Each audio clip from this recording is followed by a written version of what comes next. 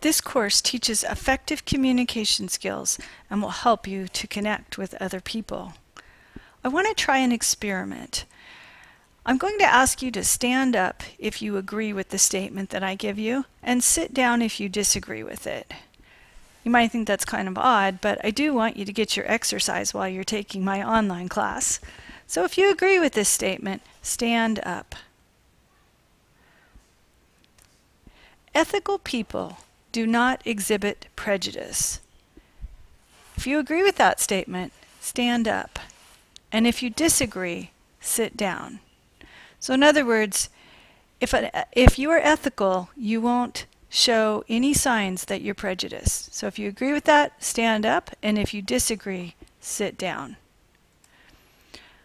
The next statement, men and women talk and show affection differently. So if you agree with that statement, if you think that men and women talk and show affection differently, stand up.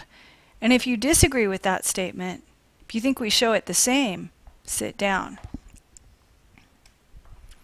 Conflict is a destructive force in a relationship. If you think conflict is a destructive force in a relationship, stand up. If you think it's a helpful or a neutral force in a relationship, sit down. Telling a significant other, a boyfriend, girlfriend, husband, or wife, about a previous relationship you've had is a big mistake. If you agree with this statement, stand up. And if you disagree, sit down. Trust is earned, not given. So if you believe trust has to be earned and not just given away freely, stand up. And if you believe trust has to be given away freely, sit down. If you were in a regular classroom, or we were doing this in a Google Hangout where you could see everyone, you would notice that people think differently about each of these questions. So half of the class would be standing and half would be sitting on each of those questions. And this exercise just proves the point that we perceive communication very, very differently. We are living in an age of communication, yet there is so much misunderstanding. We are living in the age of technology and shortcuts, and yet that's causing us a lot of stress. We are living in an age where we know so much about preserving life, yet we know so little of what life is all about. Sexuality has never been more taught, yet we've never been more confused about that subject. We are living in a time of Skype, Twitter, text messaging, cell phones, and yet we spend less and less time together. That's a quote by Ravi Zacharias, and I think it illustrates the difficulties that we are having in today's time with our communication behaviors. So I'd like to challenge you as you start working on this class that communication is a skill that we can acquire and practice and become better at. Communication is always changing. Communication is perceived differently by different people. Take a look at this picture. How do you know if your communication is successful? We're all going to perceive it a little bit differently. Some people think they are successful communicators, others think they aren't. We can all talk to one person and think he or she is the greatest communicator in the world, and yet someone else can say, "Are you kidding me? That was the worst speech I ever heard." So how do we know? And how is it that we perceive everything so differently? Let's look at that picture again from another perspective. And sometimes we can realize that things are not as they appear. So we need to be careful of how we perceive communication, and we need to understand that communication can be perceived in many different ways. Let's look at the basics of communication. Communication is the process of creating or sharing meaningful information in informal conversations, group interactions, and or in public speaking situations. We're going to need a few things to look at this model in depth. So these are the primary components that your text talks about and most communication scholars talk about when they talk about the model of communication. So we're going to need some participants. That would be the people involved. If we have 2 participants, we would call it interpersonal communication. If we have a group of people, we might call that small group communication. If we have one person speaking to an audience, we might call that public communication.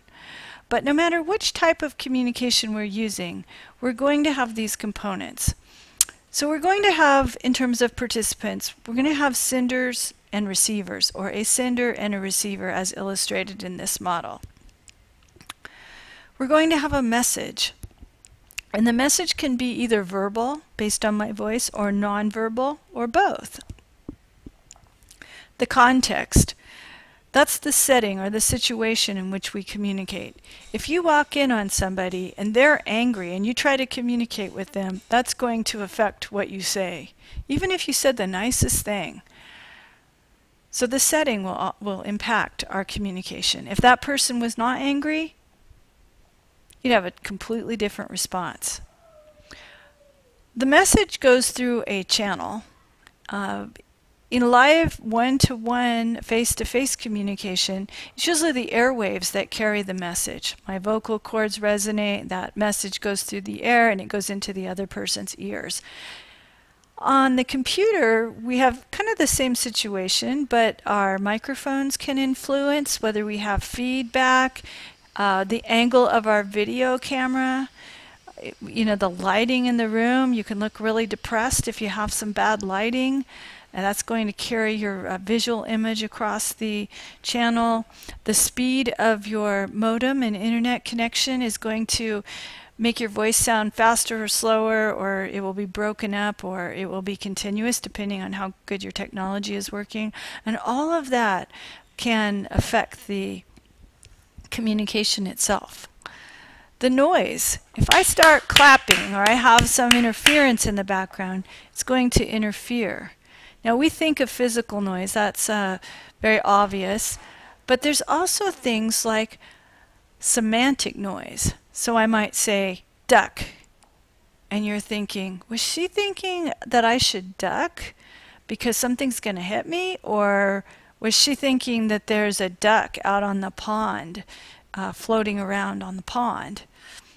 The last type of noise we call is psychological noise.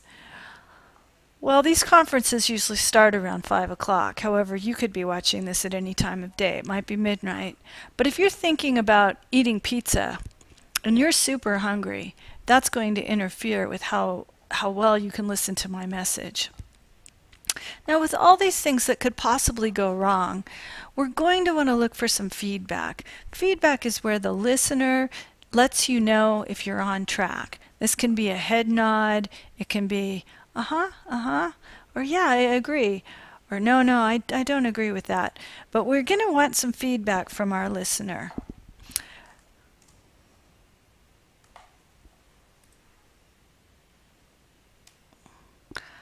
So, looking at the model of communication can help us understand the process.